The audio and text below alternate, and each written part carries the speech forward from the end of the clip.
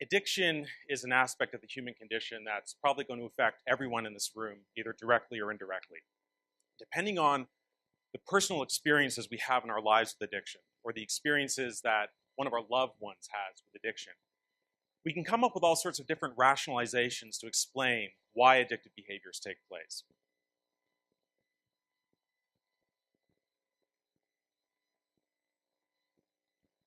Okay, so we can think of addiction as a bad habit. So something that we've fallen into due to circumstances in our lives beyond our control. Maybe addiction is just a personal choice.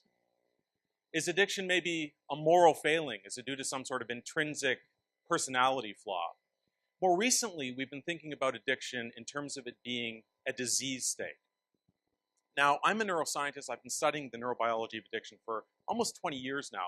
And I've come to appreciate the importance of how we conceptualize addiction, because it really addresses how we approach the issue of addiction in terms of our research and in terms of how we treat people that are suffering from addiction. Now, the disease model of addiction is probably one that everyone in this room is familiar with. It sort of thinks of addiction as being an organic brain state, sort of akin to what we think of typical brain diseases like Parkinson's or Alzheimer's. It's also suggesting that addiction should be thought of as a permanent state of brain pathology. The idea that once an addict, always an addict sort of encapsulates this idea that addiction might be best represented as a disease state. But I'm going to argue today that this is probably not the best way for us to be approaching addiction or to be thinking about addiction. And I'm going to suggest that there's an alternative way to think of addiction more as a disorder of reward and memory pathways in your brain. Now, some of the implications of this model of addiction suggest that addiction is rather a plastic series of brain adaptation. It's a dynamic process in the brain rather than a permanent state of brain pathology. It's something that we can reverse. And finally, this idea that addiction might be controlled by specific molecular mechanisms in the brain that can actually take you from a healthy, non-addictive state to an addictive state. Okay, so the well-known addiction cycle. All drugs of abuse begin by producing very strong rewarding effects. In my field of study, we look at the rewarding effects and the addictive properties of opiate class drugs. So this includes drugs like heroin, morphine, and more recently, prescription narcotics. And we've had a tsunami of addictions related to drugs like Vicodin, Percocet, oxycodone, costing us billions of dollars, not to mention the horrendous social costs associated with addiction to these substances. Now, if we take these drugs over an extended period of time, what happens is we start developing adaptations in our brain. Changes in the brain happen in terms of our neurochemistry, the molecular substrates controlling these pathways, and even structural differences in various brain regions. Finally, we develop psychological and physiological dependence on the drug after a period of exposure to the drug of abuse. Now, this is especially true with opiate class drugs. We have this very strong physiological dependence syndrome that develops with opiate class drugs. Now, once the drug's taken away from us, we almost inevitably are going to go through a period of withdrawal, and that's accompanied by these very strong feelings of craving. You've got to get this drug back into your system to alleviate those feelings of withdrawal that you're experiencing. Now, finally, sort of the fourth part of this chain, and I'm going to argue is actually extremely important and one that's been underlooked for a long time, is the importance of memory-induced relapse.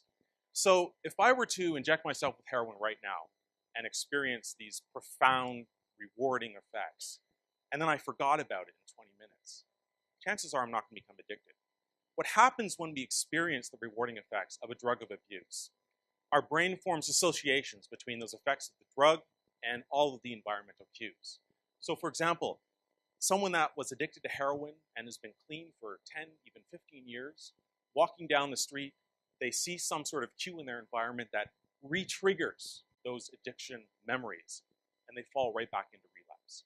So you can see when we look at it in terms of this chain of events, to effectively treat addiction, we need to break at least one of these links. So in a nutshell, we can sort of think of addiction as being importantly controlled by reward systems in the brain and memory systems in the brain. Now, in terms of explaining addiction, based on many years of animal-based research and clinical research as well, there were two sort of general theories of addiction that were sort of popular at the time when I began this sort of research about 15, 20 years ago. One set of theories were the dopamine reward theories, and this was based on the idea that almost every single drug of abuse activates dopamine neurons. You get this release of dopamine in your brain. So logically, we thought that, okay, drugs of abuse activate dopamine, so that's why we become addicted. We activate our dopamine system, and that's why we keep taking drugs. Now, on the other side of the spectrum, theories sort of focus more on the darker side of the addiction process, withdrawal. And these sorts of theories suggested that the reason we keep taking drugs of abuse is because we go through withdrawal. And we need to seek out those drugs in our environment to alleviate those unpleasant feelings of withdrawal that we're experiencing. So when you think about these theories for a second, you sort of realize that there's some obvious problems with both of them. In terms of dopamine, well, as the years went by, we realized that dopamine's not as simple as we thought. Dopamine's more complicated. So for example, dopamine is activated even during unpleasant experiences. The other problem with the theory is that it does a good job explaining why we take drugs in the first place, but we know that when we continue taking drugs of abuse, their rewarding effects tend to decline over time. Even the dopamine response can sometimes get lower and lower. So how does it account for why we continue taking drugs of abuse for years and years and years? Now, on the other side of the equation, withdrawal-based theories do a good job of explaining why we fall into relapse to addiction, but they don't do such a good job of explaining why we start taking drugs of abuse in the first place. So an obvious question is there some sort of link between the brain mechanisms that control these early rewarding effects of drugs and these later effects of withdrawal? And I want to present this idea of an addiction switch that can essentially serve as a mechanism to account for the transition from the healthy, non-addicted brain state to the addicted brain state. We know that addiction fundamentally changes the brain. I talked about a couple of those changes. They happen at the molecular level, neurochemical level, structural level. And more importantly, looking beyond the brain, addiction fundamentally changes the self. It changes your personality, it changes your cognition, it changes your behavior. And anyone who has watched a loved one go through the horrible effects of addiction, one of the things that stands out in your mind is you remember how much that person's personality and their behavior changes while they're under the influence of the drug of abuse. Now, in terms of opiates, one of the most addictive drugs that are potentially available, we knew a couple important things about opiates that suggested that there might be some sort of switching mechanism going on between the addictive effects of opiates. We knew that in the naive state, so before you became addicted to opiates, the effects of opiates could be mediated through a dopamine-independent pathway. So you don't need dopamine to experience the rewarding effects of opiates when you're first starting out taking the drugs. Obviously, in the naive state, there's an absence of withdrawal mechanisms in the brain. There's a very minimal amount of molecular changes that are taking place. But then we looked at the effects of opiates in the addicted state, and we saw a profound difference. So first of all, we noticed that the rewarding effects of opiates, once you're addicted to opiates, activate the dopamine system. So you need dopamine. You have a switch to a dopamine system. There's very strong feelings of withdrawal and craving. There's obviously profound molecular alterations in various brain reward pathways that are very important. So the question that was posed when I actually began looking at this question about 15 years ago back at the University of Toronto was whether or not we can find this elusive hypothetical switching mechanism in the brain that controls this transition from a non-addicted state to an addicted state. So without going through the minutiae and the years of research that led to these conclusions, what we were able to find was that when we focused on an area of the brain called the ventral tegmental area, neuroanatomists like coming up with these unpronounceable words, but we're just going to call it the VTA for the sake of simplicity. This is an area in the middle part of your brain, sort of the base of your brain, and it contains the dopamine system.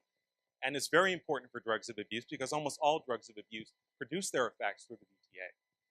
So in a very simplified explanation of this, what we found was that GABA A receptors, which is a type of inhibitory receptor located in that area of the brain, was actually able to serve as a molecular switching mechanism between a non-addicted state and an addicted state. So normally you can think of the GABA A receptor as controlling the bioelectrical properties of a neuron. They control whether a neuron is on or off. And remarkably, what we found was that in the non-addicted state, the GABA A receptor acted normally. It produced inhibitory signals to the neuron. It shut down neurons. But once we looked at an addicted brain, the function of the GABA A receptor switched to an excitatory state. So essentially, we're looking at a mechanism that controls reward signaling through a non-addicted brain reward pathway versus a system that is switched on in the addicted state and transfers reward signals through an addiction brain reward pathway. So that's great. We found this hypothetical switching mechanism in the brain. But remember that I said that addiction is more than reward. We also need to experience memory when we're talking about addiction.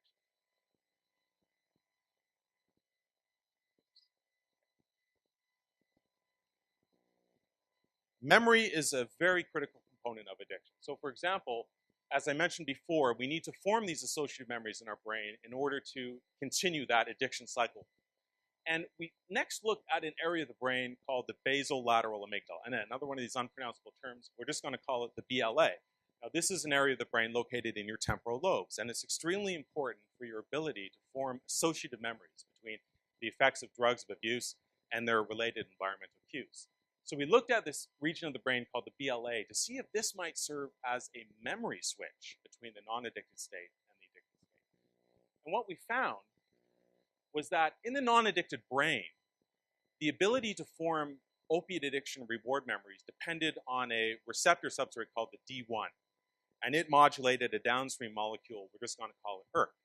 So a non-dependent, drug-naive molecular mechanism in the BLA controlling addiction memories in the naive state.